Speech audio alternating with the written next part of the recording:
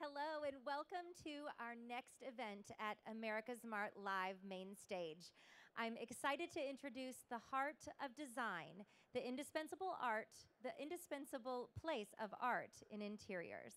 And we're going to be moderated today by the elegant and entertaining Robert Leleux. Robert is the former editor of Domino magazine and the author of 3 books, including Southern Style Now. He's also the founder of the wonderful design festival, Southern Style Now, that will take place this November in Savannah. So Robert, take it away and you can introduce your panelists. Thank you so much. Thank you so much for being here, and thanks AmericasMart for having us. This is lovely. Dana Andrews for negotiating all of this, making it happen. We're going to talk about art and interior design today, and I'm joined by 3 friends who are also wonderful artists and interior designers, and I'm really fortunate to be able to sit here on the stage with them. So first we have Susan Hable Smith, who is an artist, a textile, furniture, jewelry designer, woman of all trades. I feel like if you told me you were going into neurosurgery like tomorrow, I wouldn't be surprised. Thanks, Robert. You're a co-founder of the Hable Construction Design Studio. You have a furniture line for Hickory Chair and home accessories lines for Maitland Smith and LaBarge. Did I leave anything out? We have worked with... My. Wow. Yes. Maybe that's the Maybe sensor something's button. happening every time a bell rings. Every time a bell rings, Susan starts a new line. Oh God, I hope it's not that bad. No, we've worked with Garnet Hill Catalog for 13 years. Oh, fantastic. Also, and I have a home bedding and products with them, which has been a wonderful partnership. Fantastic. But yes, I mean, I just feel very lucky. You don't call yourself an interior designer, but I shot your home a couple of years ago. She's a beautiful home in Athens, Georgia, and you could very well be a practicing interior designer. It's a gorgeous place. Thank you, Robert. Well, it's true. All right, so next up, William McLure, another man of all talents. He's an artist and an interior designer. You live in Birmingham, Alabama. You're a graduate of the Southern Institute of Design. Your work has been featured in Lonnie, Southern Living, and Elle Decor, among other places. And your art sells like wildfire. Your last show, I think everything sold out in a single day. Isn't that right? Yeah, maybe 2 days. But 2 days. yeah, Let's say yeah, 1 day. Yeah. There's probably a couple won't paintings know. still hanging out there. All right. But yeah. Wonderful. And then Amanda Stone Talley, who lives with me in New Orleans and who is also an artist, fashion designer, textile designer, wallpaper designer.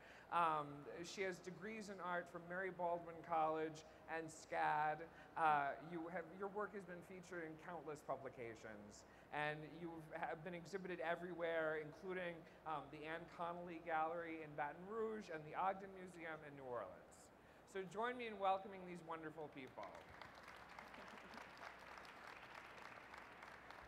So since you all are such multi-talents, that's really what we're going to talk about today, like this line between art and interior design and how they meet and how they diverge. And so we'll start off with a broad question, which is how much of an impact can art have on an interior? I think a huge impact. I think we would all agree. Yeah. Huge Make or break a room. Yeah. Exactly. Yeah. Because how many times have you been in a space where someone either says, oh, they loved the interior but the art, or vice versa, or the art was so fabulous, you know, it just, I definitely think it's something that there's no price on it for how it really connects a room. See, I lack all of your talents. I'm an admirer. So, but I would say that the 2 things to me that always define a room are heirlooms and art. I think because those are most associated with the person who lives there. Very I think personal. that I think sure. I read years ago that like you are your walls. like whatever is hanging on your walls is who you are as a human. Yeah. And I think that that is more true. I also heard that whatever is in your purse is who you are. So I like horribly, I think that that's true. So I think that if you want to see like the reflection of the personality, look on the walls. It's one of the should most be- personal yeah. things, I think, in a house. Definitely. is It your should be art. something that makes you feel good. You know, you see it every day. It should lift your vibration. It should make you, you know, feel inspired by color or line or whatever, photography. It's really important. People might not realize the effect that it has, you know, emotionally on you. It's in your home. It's in your space. Well, and also, you know, collecting the work and knowing where you got that piece or who you got the Yes. certain piece from. Yeah. It creates this really amazing layered, you know, time chart of where you've been and memories and Travel, did you meet the artist, you Yes. know, or Yeah. the gallery where you bought it, or the provenance of the piece? I mean, that's the Yeah. personal side, and then there's obviously for the designer, you know, pulling the whole.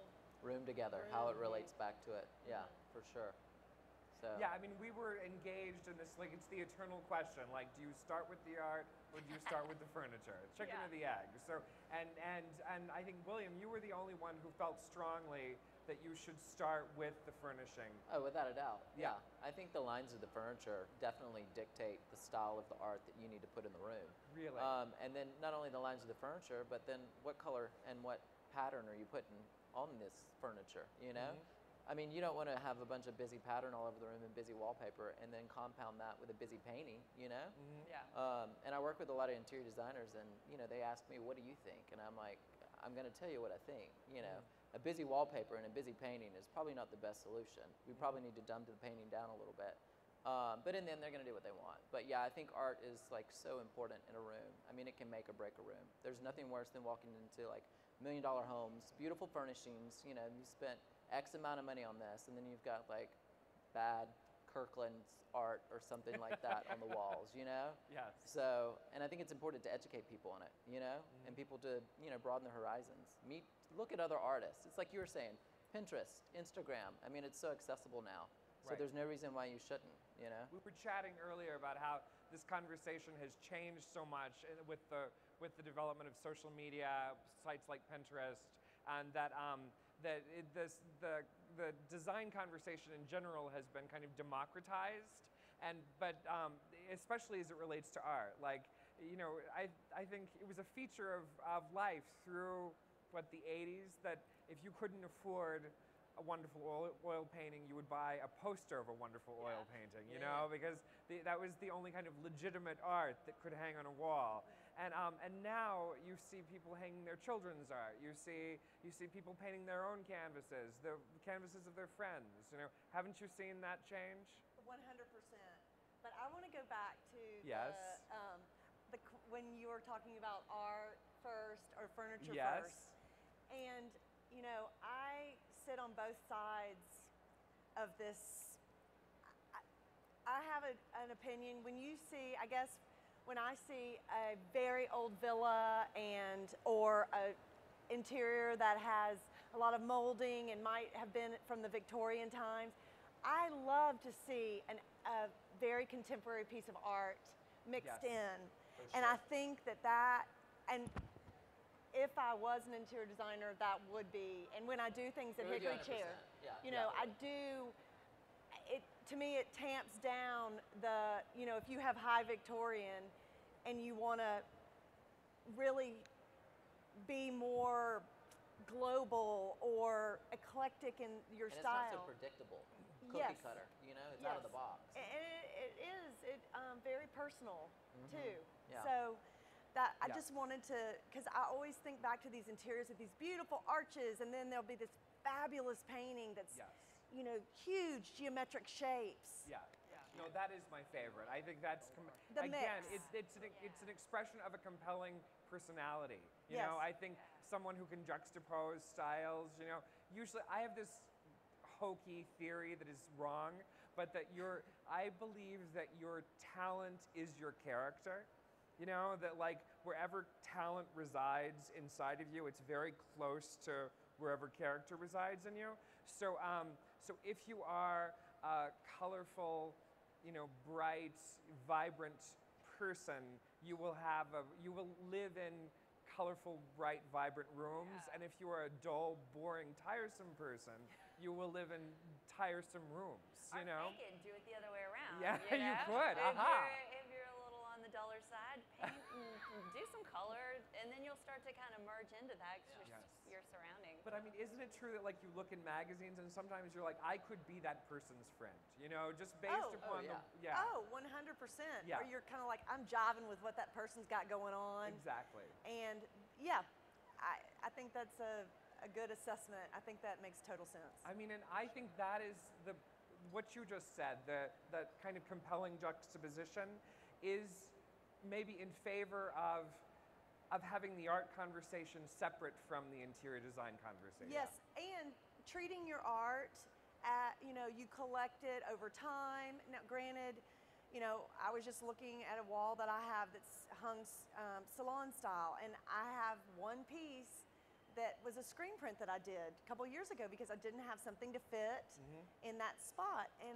I looked at the wall because I got a few new pieces of art, and they're all on the floor, and they've been, they're going to start collecting dust soon if I don't get them on the wall. And I thought, it's time for that one to come down.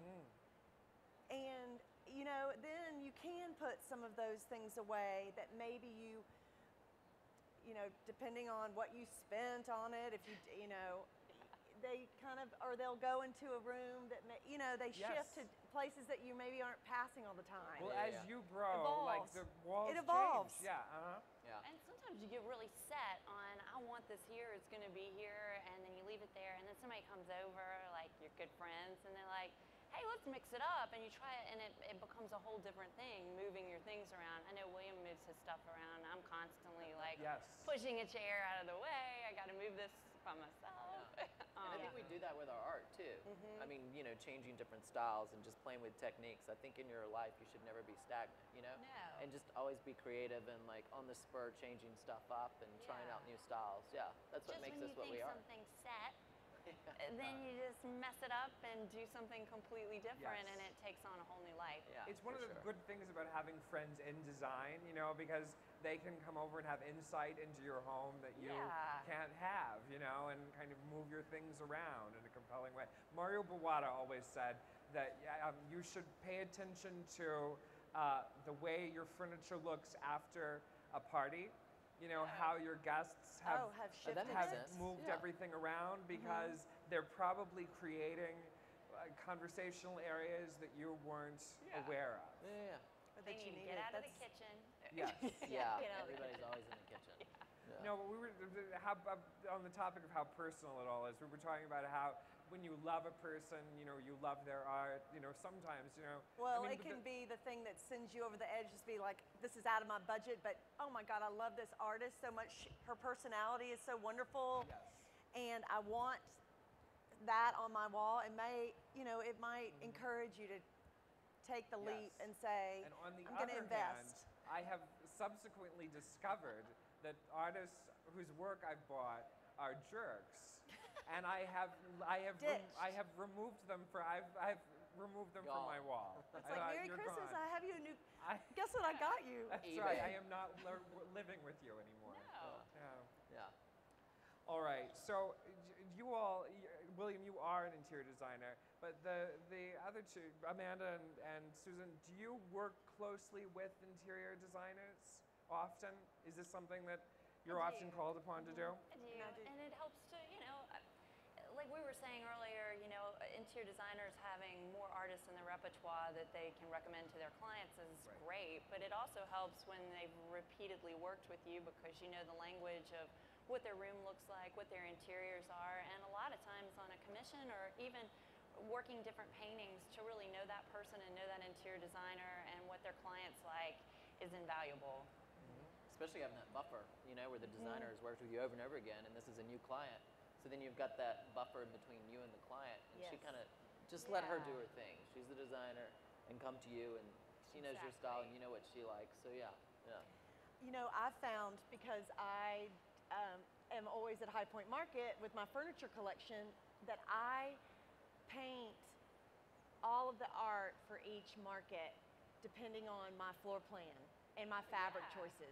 So I always say, I just got back last night from doing that, and now it's time to do the art. And it is it's so interesting for me. I'm kind of playing the role as an interior designer, just those 2 times, and to the different things. I'll say, oh my gosh, I can't hang any more oil paintings in these spaces. I need pencil, or I need some photography. I'm not a photographer, so I'll get a friend's work for that. But it's all those different mediums that and the layers, something behind glass can totally transform something. Works on paper versus oil paintings. It's all of that I think really can make a space so much more interesting. Yeah. Well, so so what defines like a good working relationship with an interior designer from the artist's point of view? Trust. Like, what is respectful? What is kind of, you know, do you get asked ridiculous questions like, can you make this painting bigger, or, you know, can you do this again in puce? You know, does that happen? Paint something like this, and it's like not even your style, not even your dear. colors. Yeah. Use that's turquoise awful. and pink, People and I'm do like, that? I've never used turquoise or pink in anything, you know? Oh. Like, that's not my style, you know? So when I get asked to do paintings that are like not my thing, that's Right. when there's like a little red flag. Like, this is probably not gonna work out, you know? We were talking earlier about commissions over just Yes. purchasing art that you have made. And it is a tricky balance with commissions because you do feel almost like William was made the comment that your hands feel a little bit tied. Yeah. Even if it is reflecting your true work, Yeah. and I don't know if you Well, feel. no, that's good. So, like, do you do commissions? Amanda? I've changed my commission structure. We used to have a contract, and it would get very specific into line and color, and there would be recommendations of 3 paintings that they liked out of my entire body of work. Wow. And it gets very psychological, and you fail. But a lot of times it works out, and it's made me a better painter because it's a challenge, and there's a lot of psychology to it. But now I've moved on to we'll do a suggestion, and if I want to go in the studio and paint something in that range, it's a little bit more free and not so tight on what it is, and you know, hopefully the client's happier. I know I'm happier just to be a little bit freer, and if they like it, they can have it, but they're not obligated to it. Right. Yeah. And William, do you do commissions at this point? $20 is $20. You know what I'm saying? Yeah, I'll do commissions, and then basically what'll happen is, and I try to, you've got a good mindset of how to like corral it so it doesn't get out of control, but I'll send them images of the painting as I work through it, so then they can red flag and say, hey, too much white, too much black, and I'll give them about 3 changes, you know, like does the blue need to be deeper, lighter, whatever, and we try to get around that with fabric swatches and paint colors and everything. I don't like to be so matchy-matchy. Right. That's so cookie cutter. But yeah, I do commissions, and normally they've worked out pretty well. I've had a couple that don't, and then you just, you know, lesson learned, move on. So, And so the ones that didn't work out well, I mean, did they take the painting at the end, or? I just paint over it. Okay, Yeah, a good. canvas is a canvas. I love $20 is $20. Paint's paint. We can knock it out. Too much The black, best let's thing paint to over it. say when somebody says that they don't want a commission is you say, that's okay, we're going to put it on the website, and It'll we sell. already have other interest in it, and you usually do because somebody else isn't personally wanting it to look a certain way because they have an idea in their mind that you can never, well, sometimes you just can't get to that point of what they wanted, and as soon as somebody else wants it, then they change their mind, Really? and then they want it. That's so sad. Yeah. What a crazy way to No, but pursue that- painting. I mean, that makes. I'm not surprised. Really? What about you, Susan? I do commissions occasionally. Yeah.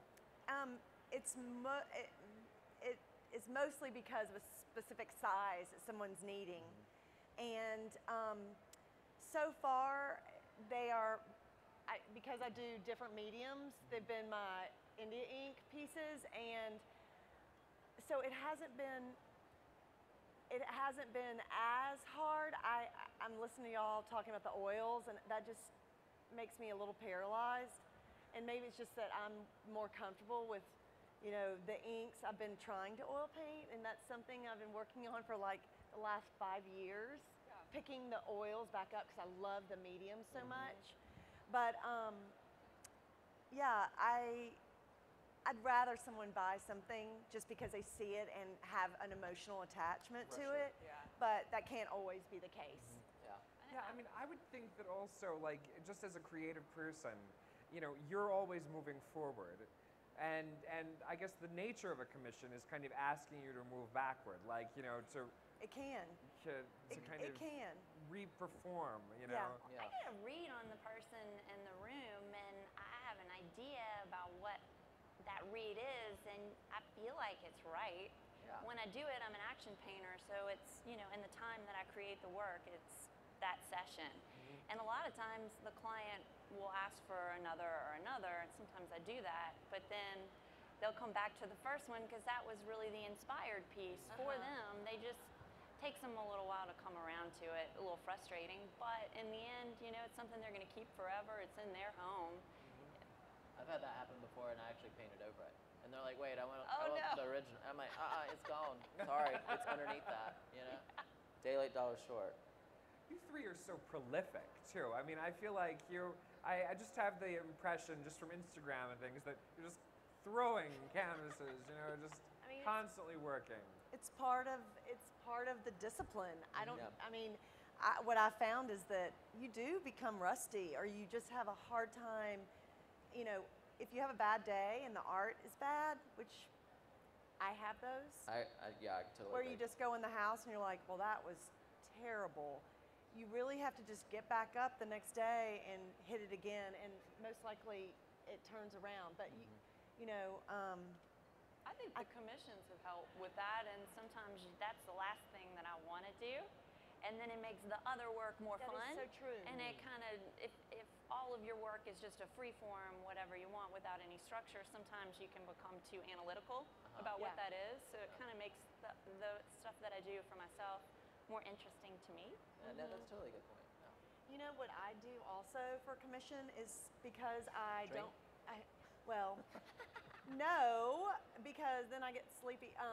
And I gotta have all the energy. But I will do more than one piece and frame the other piece. I will make multiples because I feel like when you're in the flow, and then I have to just accept if there's one that I don't like. Like, Yeah. I'm ultimately the judge. If I don't want to put it out there or give it to the client, it doesn't a good leave my point. studio. I mean, I am so particular and critical, and I'm sure y'all are the same way. I mean, you have to be if your name is gonna be attached to something. Yeah. You know. The reverse side of that, I don't know, painting over stuff, I think you should keep it, because sometimes you've made it, and then, you know, 2 weeks go by, I might dislike something that I made, and I don't paint over anything, I just kind of put it away, and then I come back later and I'm kind of mystified by it, like, why did I hate that? Wow, how did I even make this? This is fabulous. And then it's there and it But there are changes. some that are like, I mean, really, Yes. we're real. No, it's the same way with writing, though. I mean, like, I feel like the writing session and the kind of determining session are two different times. Like, it's impossible because you know, often you think this is genius, you know, and then you come back the next day and you're like, what happened to it? Where someone changed it overnight, you know? Yeah. But I'm interested in your disciplines. So like, do you work at a certain time every day? Do you have dedicated studio time? Like, do you do? Yeah, I go to work 7 days a week. No, I go to work 5 days a week. Oftentimes, if I'm, you know, at market for 2 weeks, I get thrown off a little bit. But it's something that I try to, when I get back home, I mean, it's nice to have a break from it. Yeah. I think those are mandatory, that they're imposed on you, so you're kind of like, oh, I can't be painting. I guess I'll just take a sketch pad. But it's sometimes healthy to not. But I do think the flow of working every time you're in the space that you're comfortable working in helps. I mean, And you have a studio, so like, Yes. you leave your home and you walk across your property. You're in your wonderful studio, and like, you're there 8 hours a day. Do you have hours oh like yeah, that? no, I am there about 8 hours a day. You keep banker's hours. Well, I do, and I know sometimes I'm kind of like, why do I do that? Yeah. And I try to break out of that sometimes, just so that I'm not so. Maybe it's just been all the years I've been doing things, Yeah. and you know, you kind of get in the way you do them. But I do with different mediums. I'll switch out. I have a table that's all collage, and you know, during the elections, I painted. Y'all told me never to bring up politics, but during the elections, I painted a whole tablet of gouache in different colors, and then I have a stack this big, and so I can dive into that, and then I have a water area and an oil area. Wow. Yeah. Amazing. What about you, William? I live and You- work in the same place. Well, yeah. So, and it has to be when the mood strikes. And it's usually like till 2, 3 o'clock at night, you know? Really? You're a morning Yeah, because you have night less owl. distractions. You don't have the text messages, you don't have the phone calls, you don't have the Instagram, the That's true. Facebook, the emails, all that jazz. Right. So you can get in the mode and just knock it out. And wine And always groups. helps, for sure. But I'm a little anal retentive with my space, so like I want to knock it out, I want to paint it. I've got a puppy right now that's into everything. So like stuff's on the kitchen island, stuff's like anywhere up where he can't get it. And so it's kind of, I'm dying because I love my space and I want to be in it, you know, and you want to like digress at the end of the day. So I want to clean everything up. And when you've got paint cans everywhere and paintbrushes, it's a little bit hard. Right. So yeah, next is like, I need a studio. You know? Yeah. So, but yeah, it's hard. It's hard. I'm not 8 to 5 every day, you know? No set hours at all. No set hours at all. Uh-huh. Yeah. And so, do you work like someone places an order and you work to fulfill it, or are you just working all the time? I've got an assistant who prints off sheets of what I'm supposed to do every week, and sometimes I lie to her. I'm like, yeah, that's done. It's totally drying right now. And I'm like, she's like my mom. She's like, well, I'm coming to see it. And I was like, nope, door's locked, can't come in. It'll be ready Friday. But yeah, I tell people 4 to 5 weeks, and you know, sometimes I'll knock it out in the first week. Wow. Sometimes I don't knock it out to the 5th week. So, but yeah, it is hard. Wow. Amanda? Well, I used to work in my show space or Yeah. in the back, and now I work at the beach. So when I'm in New Orleans in the gallery space, I'm just kind of being inspired and tweaking things and going out to dinner. And then when I go to the beach 3 days a week, then I'm an action painter. I work really fast. So kind of like William, I'll put something down, work on it, and then put it in the other room, and it's done.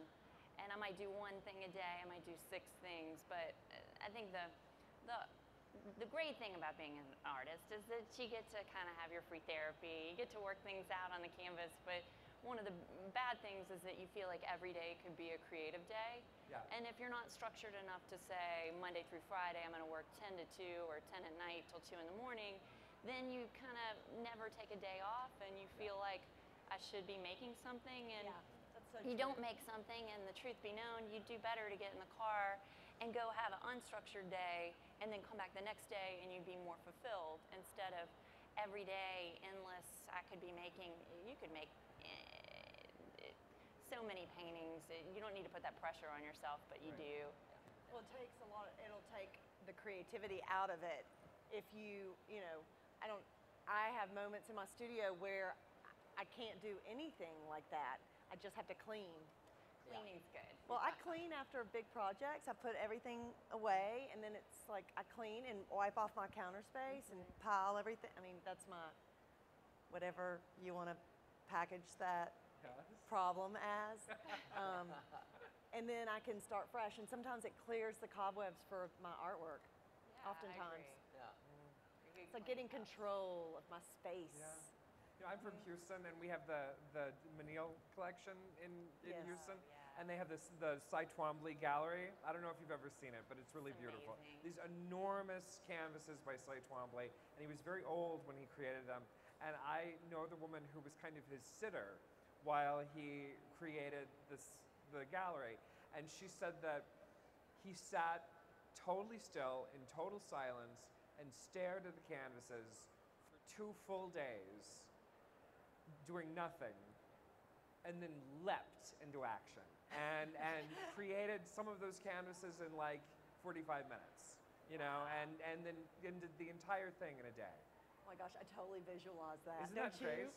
Yeah, I especially know. when you have a big Attack. canvas like that. That's a Uh-huh. commitment, you It's know? great. You Yeah. have to be your best. You have to team up for it. Yeah. in some Well, way. you Yeah. do. Yeah. It is. It's the blank sheet of paper, the Uh-huh. 50-inch sheet of paper, or the huge yeah. canvas. And Yeah. It's Well, not- so you all seem, I mean, I feel like regardless of your training or your life experiences, you are artists. I mean, I think you were born to do this. But how did you train? How did you prepare for your careers? William? I know on your website it says that when you were 4 or something, your teacher Yeah. sent a note home. So my dad was somewhat artistic, and so Yeah. I was like fascinated with animals. So as a child, I would go to him and I'd be like, "Can you draw a giraffe?" And I'd watch him draw a giraffe. "Can you draw an elephant?" You know? And then it just went from there to a fascination with birds and Audubon and painting that. And then it delved from there into interiors. And so I'd see all these beautiful paintings. I was like, wait, I mean, I can probably create these, right? And so like go steal furniture from all over the house and put it in my bedroom and like create these interiors. But coined term starving artist, you know? So I was like, I'm, you know, never gonna make a living off of this. I'm gonna do interior design. And then the power of Instagram, social media, you know, and I started posting pictures of my interiors and they were like, "Where's this painting from?" And I was like, "Well, I did it." And in 5 months, painting nights and weekends, I was like, sayonara, I'm done. I'm gonna do art now, you know? Wow. And I love it, I love it. We're all very lucky to do what we do. But yeah, I love it. I'm very I passionate always about tell people that you are the only fulfillment I know of the gay stereotype of being able to take a piece of garbage and turn it into a, I mean, like, you go over to William's apartment and, like, really there are things that you have found on the street that he has repainted and are experts. You painted, I remember you painted, like, chinoiserie scenes Oh, yeah. onto vases and made things That's world awesome. market. I'm the Look best like- person for a landlord, for That's, sure. that's Yeah. amazing. Yeah. You painted the tile in your bathroom. Uh-huh. Yeah. Yeah. Extra- Paint's powerful. Paint Yeah. anything. Wow. Yeah. You get tired of something, a table, a chair, paint it. Well, So, yeah. that's amazing. And so, Susan, how did you prepare for your career? I think when you're young and you know you're creative or you know you're an artist, I mean, I had a mom that really supported my creativity. I think my dad had that same, "Oh, you're going to have an old beat up pickup truck and a canvas and you're going to be driving around trying to hawk it." And you know, he eats his words now, but you know, it's always with you, I think, if you're creative. And I think it is a luxury. I mean, it's truly a luxury because I know a lot of people who are very talented artists that have much more structured corporate jobs, and they just maybe, you know, didn't think that they could do it. I always say it's never too late. It's never too late to pick back up your brush or your pencil and do things that might fulfill you. You know, I think when you're designing interiors, and you see sometimes things and you're kind of like, well, I mean, I think even that happened with me. I'd see work and I'd be like, wait a second, I have that in me. Yeah.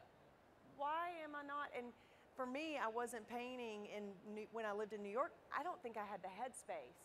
Yeah. Athens really helped me. It's probably one of the reasons why I really fell in love with moving to the South, because it gave me space that I didn't realize that I needed to create artwork again. Wow.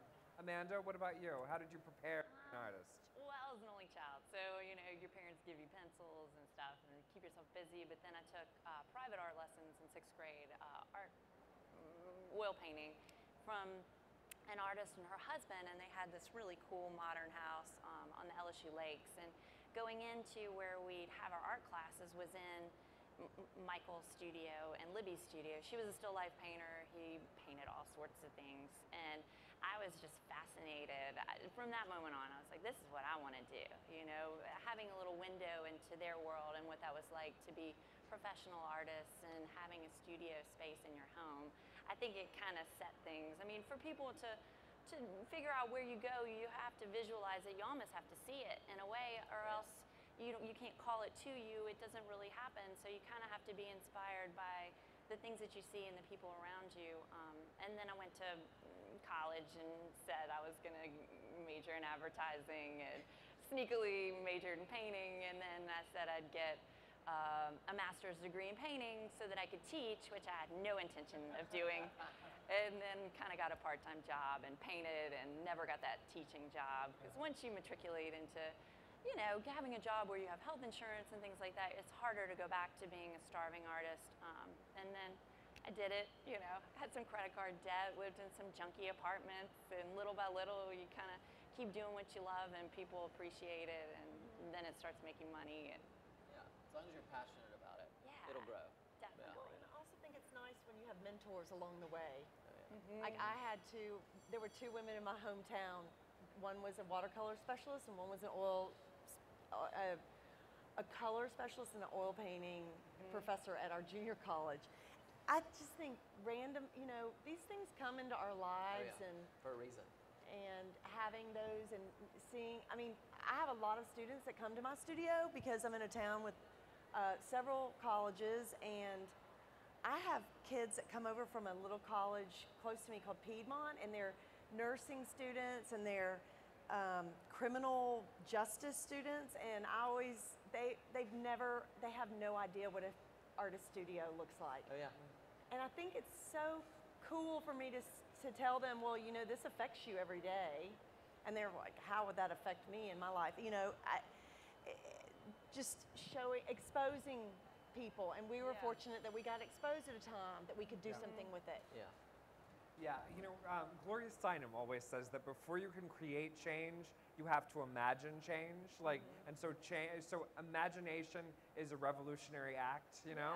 And I think that it's true that, like, you know, everybody grows up with the example of being a banker, being a policeman, being, you know, like, you see it everywhere. There's a template that you can adapt to your own experience, but very few people, you know, see working artists. They see, you know, it's and how many more people would become artists if they had that as a working Well, example? I guess it's happening. I mean, I see so many more people being creatives now because they see it on Instagram and social media. And I mean, there's an influx of, you know, have you seen the art supply section at Michael's? It is like blown out. It used to be really basic, I think, because so many people are trying things and they're going in there and they're buying art supplies because they've seen a YouTube video or they want to create something for their home. It's really opened up a lot. So when you're going back and forth between mediums, is there a click happening in your brain, you know, or is it just all the same thing? Like, is it the same thing to design clothing for you as it is to paint a picture? Or you're using a different part of yourself? I think it's all the same. I mean, it's all you know, the the I was fabric. hoping you would Yeah, say it that. comes from something. Fabrics from the painting, and then that has this energy and vibration and life, and then it is magnified in the fabrics. And I just kind of try to keep up. Like somebody says, "Let's make something." It's like, let's do it. Come on, let's try it. You know, what is that? At the very least, you get a picture of it, you know, and then you have it forever. Maybe you throw it away. Maybe you give it to somebody and they wear it and it makes them feel good, you know. Creating is multiplying things into the world, and really it's exciting and it's fun for other people to participate and be a part of it. Yeah. Susan, what about you? I mean, you design furniture, so that seems like it would be a different part of yourself than painting a beautiful painting. And you know, that was, but, and this is what I always say when I walk into my studio and I've got a lot of different irons in the fire. I still see my handwriting on everything that I do. I don't have somebody that designs the furniture. I don't have somebody that designs the textiles. I mean, it all, and for better or for worse, I always say to my sister, who's my business partner, I don't know if this is healthy for our business for me to be doing all these different things, you know, because there are people that go to school for furniture design. She's like, just, okay, stop with that, get back to work. And I'm, you know, then I have to get back to work. But I don't know, a friend said this to me a couple years ago, and I hadn't seen her in a long time, and she sent us a message on, I think she sent it through Instagram, and she was like, I see your handwriting. I knew your handwriting from when you worked and did some artwork for a showroom back when I was in art school in New York. And she goes, I see your handwriting in everything you do. I know that's you. And I loved it because when I go in my studio, as long as I see myself in everything, I mean, when I do collage, my cuts and my shapes are the same shapes with my paintbrush. Yeah. And, you know, the furniture, the lines are also reflected in a lot of the furniture shapes. I mean, yes, it does. And, you know, hopefully I really want to go and I want to be a sculptor again someday. And I just can't imagine. I sometimes have envisioned what those shapes are going to look like, you know, and it's exciting because it's just like, oh my gosh. It would be very exciting to kind of see yourself showing up. I don't know if you can tell, but I am excited. I love what I do. I feel so lucky. Wonderful. So I just need, it's like I need more time. Oh, yeah. Do y'all feel that way? It's like, oh, but I need more time. Wonderful. So, William, is it a different thing to design a room than it is to paint a picture? Without a doubt. It is. Painting so is you're so much using a easier. different part of your brain. Oh, yeah. You feel yourself moving back and forth. You have to be so much more organized when putting a room together, Uh-huh. you know? I mean, there's ordering fabric, furniture, you know, and then there's the go back and forth between like the architect or the builder, the design of the room, and then the homeowner too, you know? I mean, painting. Although you say that though, but I could see one of your rooms and I could see one of your paintings and I could tell the same person did. I could see that. I could get that. Yeah. Yeah. Even when I look at your Instagram, I Yeah. can see your paintings in your space Yes. too. Okay. Okay. It is very much a mirror of Okay. each other. Yeah. I guess that's a good point. Yeah. No, that's true. That's true. Yeah. And you had mentioned place. You said that you could create better in Athens. And honestly, Athens represents to me the quiet and the space to really get your head wrapped around. I had a studio for the years that I lived in New York. We had employees. We were always open plan. And we had my sister who is chicka chicka chicka. She talks all the time. She's doing sales, and thank God for her because that's how we keep the boat moving. But I couldn't. There was so much stimulation that I couldn't think further than. I mean, some days I would just cut fabric swatches. And then when I moved to Athens, and all I heard were birds chirping and looking out my window at my garden, and things started to happen. Yeah. And, you know, I mean, there were steps in there, but. And Amanda, what about you? Like, I hear you talk about the places where you work, and then it shows up in your work. Yeah, I think it does. Yeah. Providence, you know, Yeah. more blue coming in, being by the water. But I mean, I could paint anywhere. If y'all said paint a painting right now, I'd do it in front of all y'all. I mean, you kind of have to be able to access that thing to turn it on. And I did kind of like you did, where you were working in a space where you were interrupted, and a workspace where people were coming in, and I didn't realize how that slowed me down until I got by myself, where no one is coming to the door, and turn the phone off, and you could just create. And that is so wonderful to have the time and the place to be able to do it uninterrupted. I would think. Yeah. Well, let's open it up to questions. Does anybody have questions for our wonderful friends here? Yes.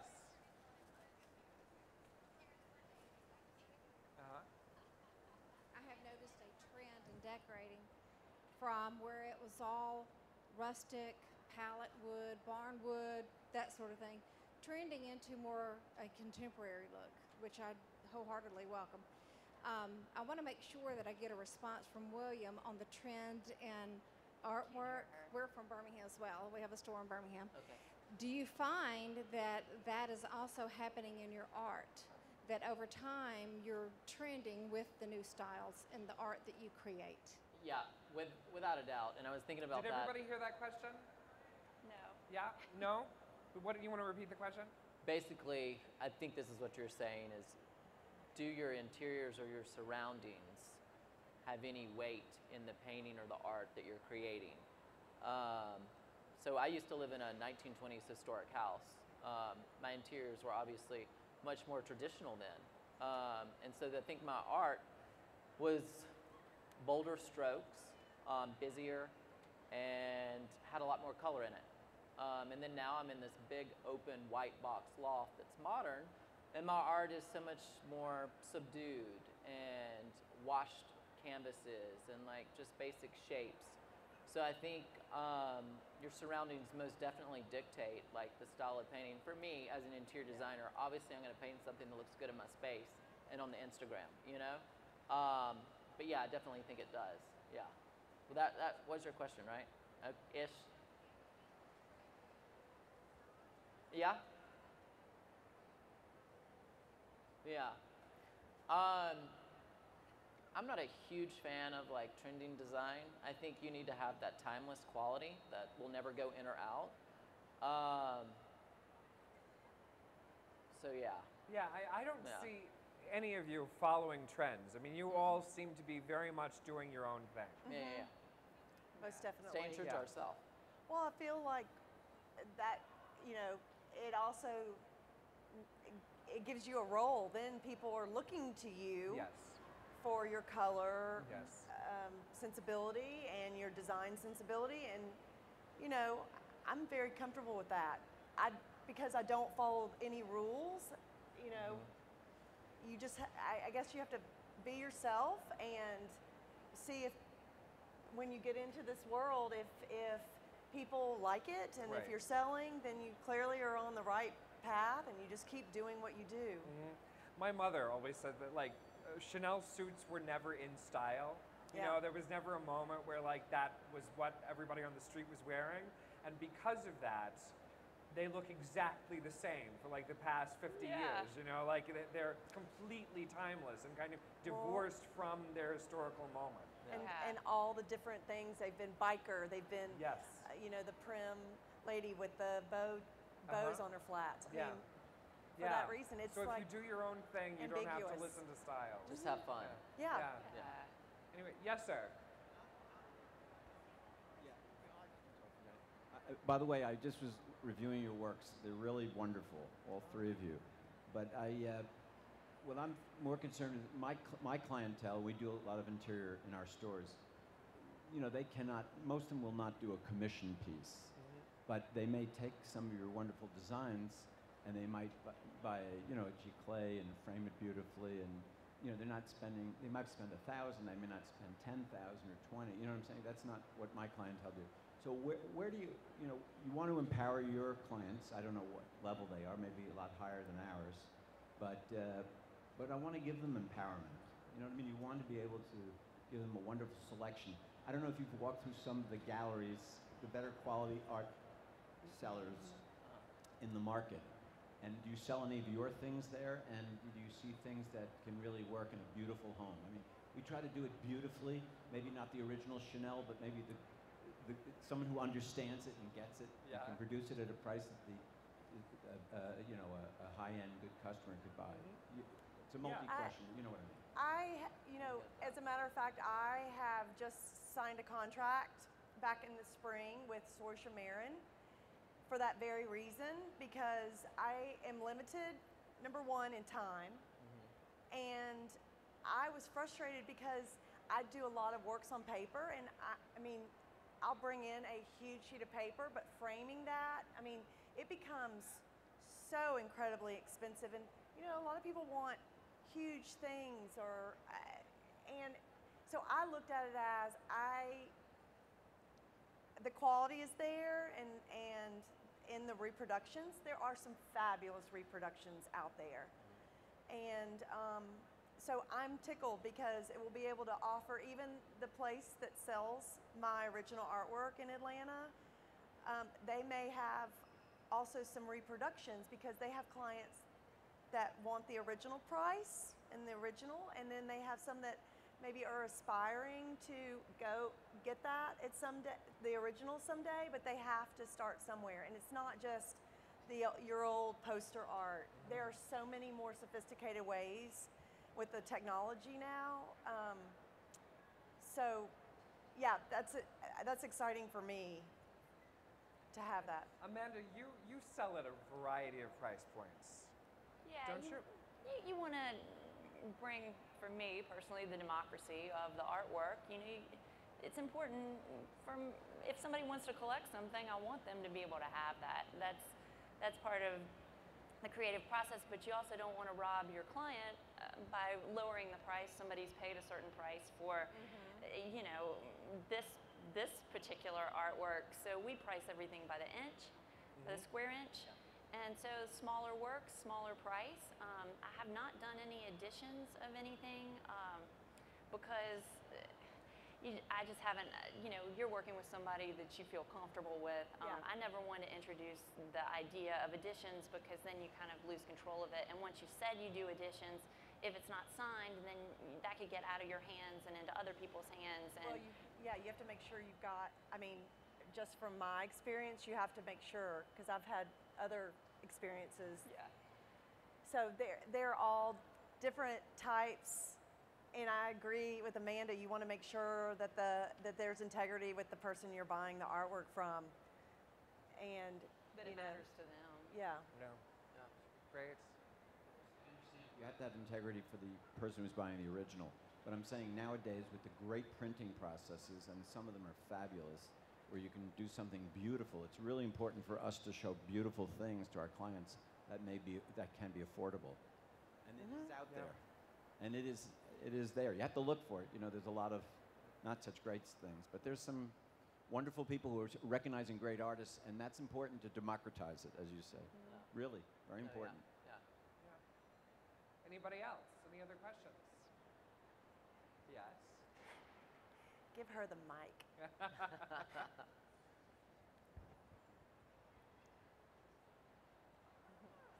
Hi. I was just curious about other artists that have inspired you along the way and museums that you love going to or galleries. Like if you've got some favorites, and then just an artist or sculptor in your that always has inspired you that you've looked to. Wonderful. And Robert, you too. Me too. Yeah. Okay. Well, I'll just say HeART. Yeah, I study when I was working at magazines. I would study the paintings of HeART.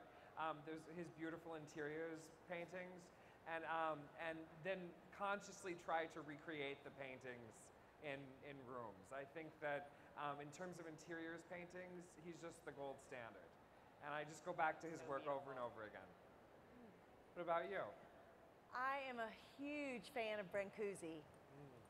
I mean, if you've ever been to Paris, he gave his studio to, I guess, the city of Paris, and it's free, and it's right next to the Pompidou Center, and it's like a church. I mean, it's in a tiny glass box, and you can see all these rooms, and so he mostly did sculpture, but his shapes are so beautiful and pure. So beautiful. And yeah, I've always just had a love of what he did. Yeah. I'm kind of fascinated with George Bellows. I don't have TV or internet, so like my books are my thing, and then also Pinterest. But like, so I've got his book next to my bedside table right now, and I think his understanding of how like one brushstroke can be like a hillside, you know, and the way to use the brush and the way the color flows. And I think, so his brushstrokes and his color are like phenomenal. It's pretty amazing. And when I have more time, like I want to try to, you know, play with that, you know, and do something besides abstract, which I used to a long time ago. But I mean, a portrait can be so time consuming. I mean, that's 3-6 months, you know? So, but yeah, George Bellows and Cy Twombly. I mean, I'm obsessed with him right now. I mean, it's working with the loft and everything. So yeah, those are my two. Amanda? I used to be a still life painter, so that was my genre, and I used to copy artwork. You know, when I was in high school and when I was taking art lessons, so I was my person that I worked the most with copying, not for sale, was Edward Hopper. I love the extreme light, and so I think in being an abstract painter, for me, I can see in lots of other artists. I love the extreme feeling of light moving through a painting, whether it's a figurative painting or an abstract painting, using different variations of color to show light, and that light is what makes you really feel a painting for me. Yeah, especially with your brush strokes. Yeah. Understanding where the light falls on them and everything. Yeah, making something three-dimensional using, you know, darkness and light, and you can see that in so many artists, especially, you know, I mean, I think that's what people, most of the time, it's shape and then the light that they're really responding to. Yeah, for sure. Well, sadly, that's all we have time for. So will you help me thank these wonderful panelists? Yay. Thank you, Robert. Thank you. Thank you so much, Robert, and all of the panelists. And thank you to the audience. What wonderful questions. You were so engaged, and we really appreciate it.